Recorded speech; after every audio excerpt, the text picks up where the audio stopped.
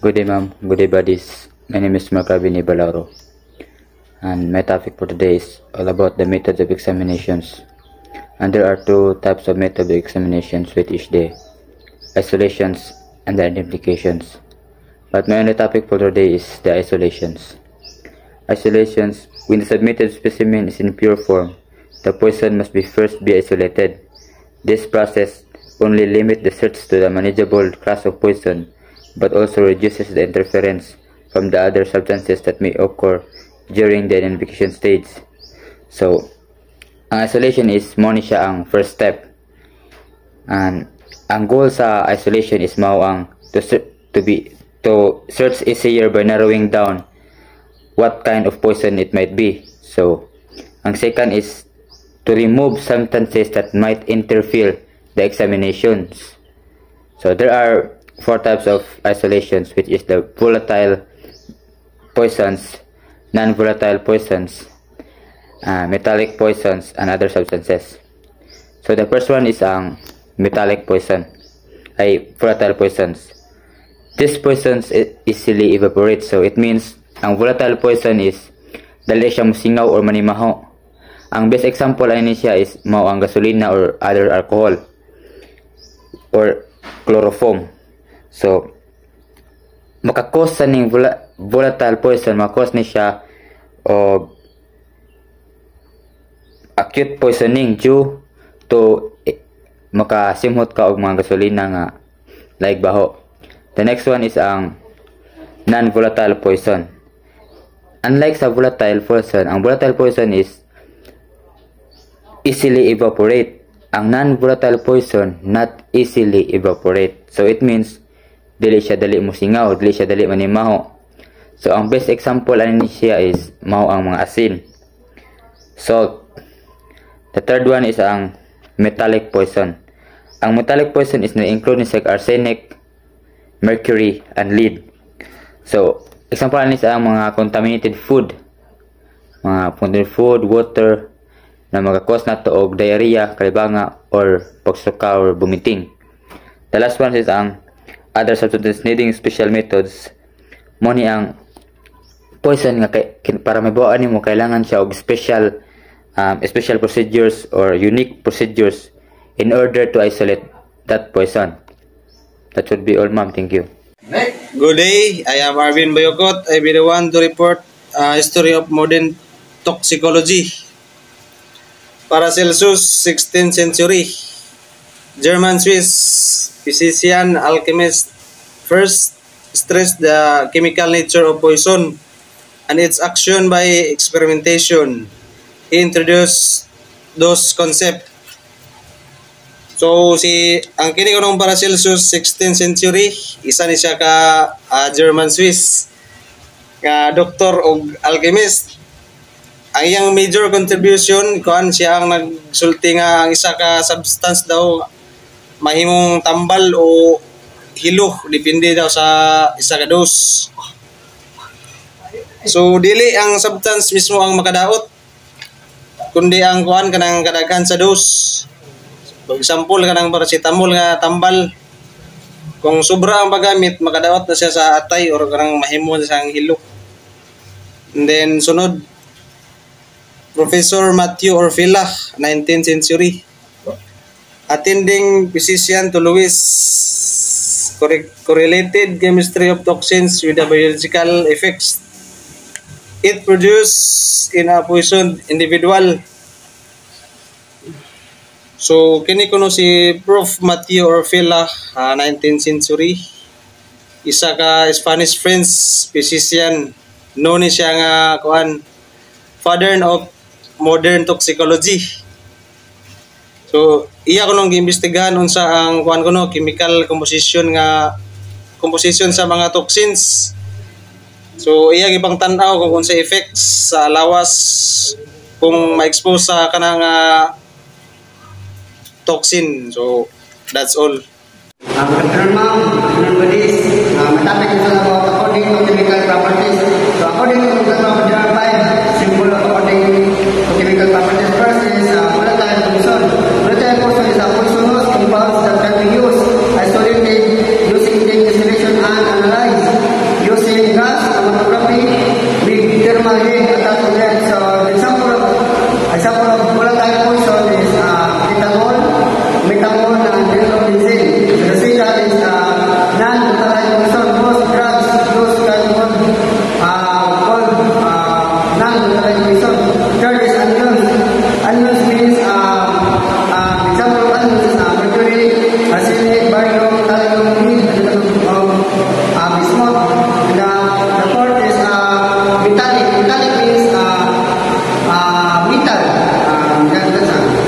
the fifth is miscellaneous.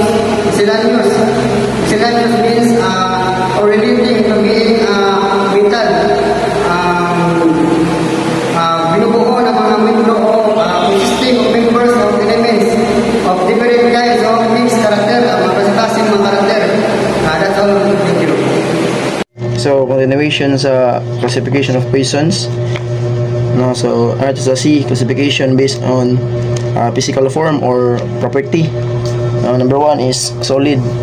So, not well absorbed into the blood. They must be dissolved in aqueous liquid lining in the intestinal tract if ingested, or respiratory tract if inhaled.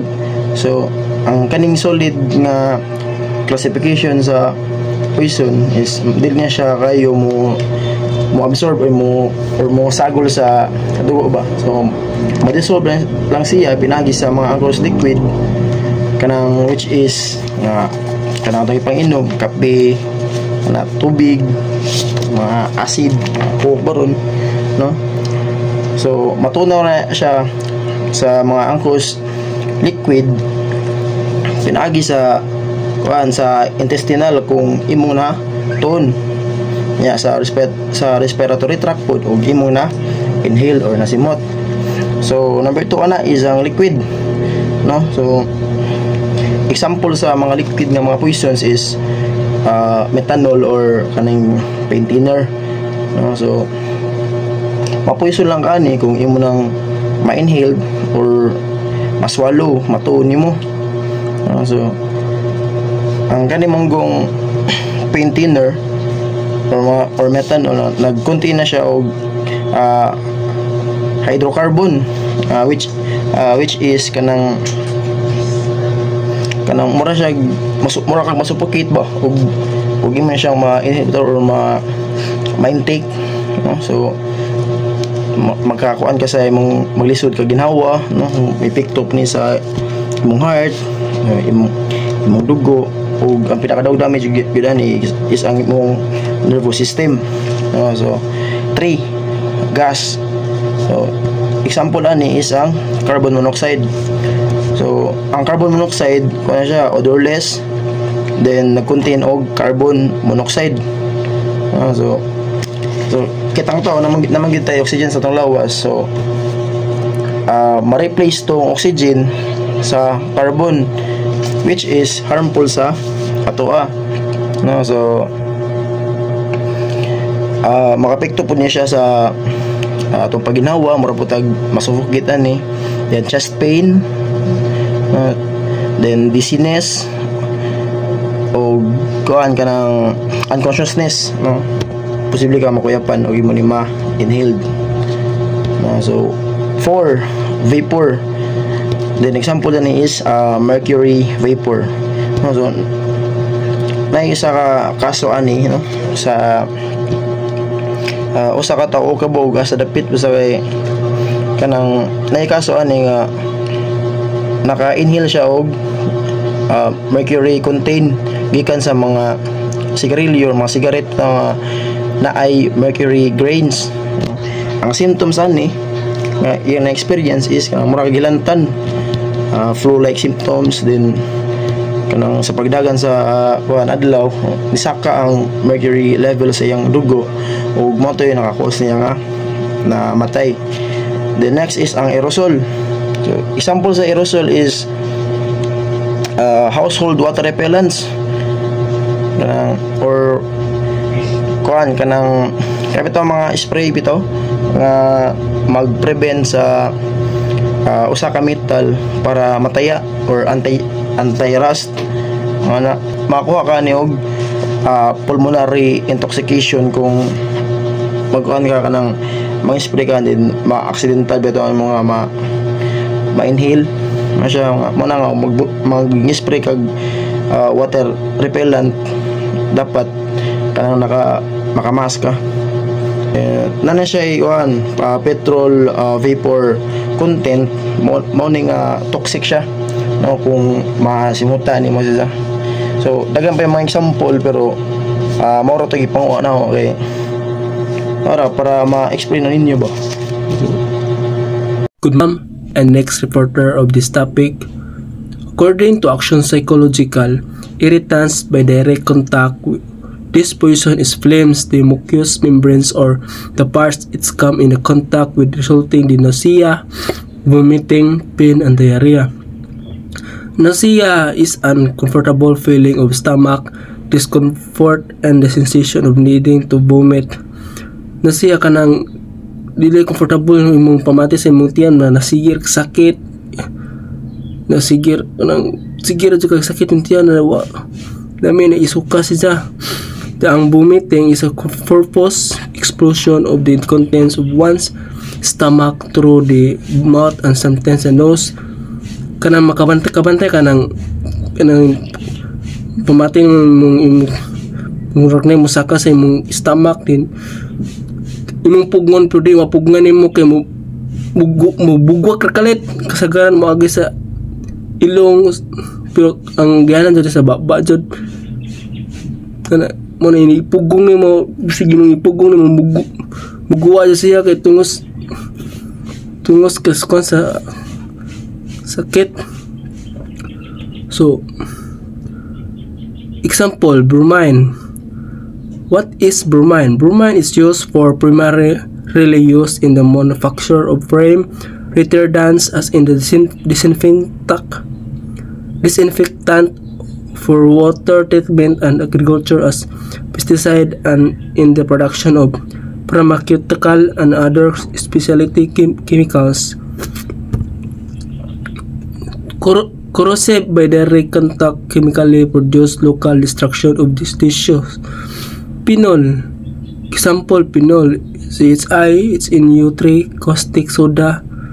Phenol is an achromatic organic compound that is a white crystalline solid or colorless liquid. Neurotics, those that affect the central nervous system. Neurotics is described as personality trait characterized by a tendency to experience negative emotions like anxiety, irritability, and self-doubt more frequently and intensely. Anxiety ang kuwang kagtog, ang irritability kan dalira ka masuko, yung bisig gamay rag bikil dalira ka masuko ba. Ang self-doubt nakipagduduwa sa mga galingon more and frequently. Kanang panagsa wa kadyo kasalig sa mga galingon og sakto ba imong gibuhat. The intensity kanang grabe gyud yun ang wa kadyo kasalig sa mga galingon ba mag na ko kanang kuisa kanang wa kadyo kasalig sa mga galingon sa wa kay kuan sa imong kuan. Cerebral neurotics is a combined cerebral neurotics, narcotics, drowsiness, sleep-inducing drowsiness, sleep tutor, complete or incomplete instability or lost feeling. Ang cerebral neurotics is combined as cerebral meaning intellectual or thinking with neurotic, a term for personality like characteristic tendency toward negative emotion like the anxiety, worry, and self-doubt. Ang drowsiness, sleep tutor ka ng buntag ka matog para nang kabantay ka ng isang punto ka ng animal para nang kabog or bat na kabantay ka diba buntag na lang mga tog sila mo na siya example ni drowsiness sleep tutor ka ng buntag matog ka pero gabi sigar ang mata mo. Example, alcohol, opium, tobacco kanang minom ka alcohol diba ini mahubog ka na lami na may ikatog na dami na ikatog basta mahubog ka. Da ako yung tabako pod balipong po ka ug mapalabian na mo tabako sample ka ng kuan ba ka first time pa mo gamit tabako ini sigarilyo nimo di ba malipong ka mo nang lamin siya ikatog. So that's all, ma'am. B. Spinal neurotics. Tetanics is a poison that acts on the spinal cord, producing spasmodic or continuous contractions of muscles, resulting in stiffness of the part to which they are attached. So example is strychnine or picrotoxin. So ang tetanics is poison that make muscles stiff and cause strong spasms. So this leads to rigidity of stiffness on the affected muscles. So ang kaning tetanics is poison ko na ni nga maigo ang atong spinal cord nga maka-cause siya or maka-result siya sa stiffness kung asa nga part or muscle nga naka-attach mo ni ang kaning tetanics. So letter C. Cerebrospinal neurotics. These act on the brain and nervous system. First is deliriants. Are poison that act on the brain, causing disorder of mental functions, resulting to confusion of free will. So example is cannabis, indica, or cocaine. So ang kaning deliriants is maka-cause kung na siya disorder sa atong panghunahuna. Example is mura ni jag para niya sa hallucination pero lahi ra pud sila meaning pero mayong-mayong ra siya. So ang is naka-cause siya og disorder sa atong hunahuna. So example atong mental health, then tungod ani is naka-result siya og confusion. So di na ta makaunahuna og sakto. So this means that poison confuse the mind and affect clear thinking. Then they cause confusion, disturb thinking, or loss of clear judgment. So ang nilagay mawan na sa itong saktong panahona nga by affecting the brain function. So second, depressant, a substance that repress or retard by psychological action of an organ. Example is antiprin or lovela. So depressants is substance that slow down or reduce the activity of organs or the nervous system. This means poison that slow down body or organ activity. So kaning siya nga depressant is mo ni siya poison nga maka-slow down sa atong body, then sa mga organ activity nga nahitabo sa atong lawas. Then aesthetics or exclusive or poison that cause marked loss of vital or muscular power or general weakness. Example is Aconite or KCN digitalis. So this cause a marked loss of strength, either general body weakness or reduced muscular or vital power. So this poison that weakens the body or drains strength.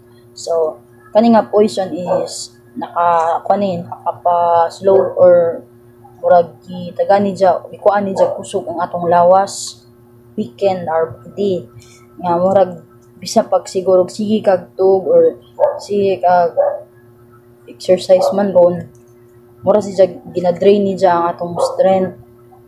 So that's all.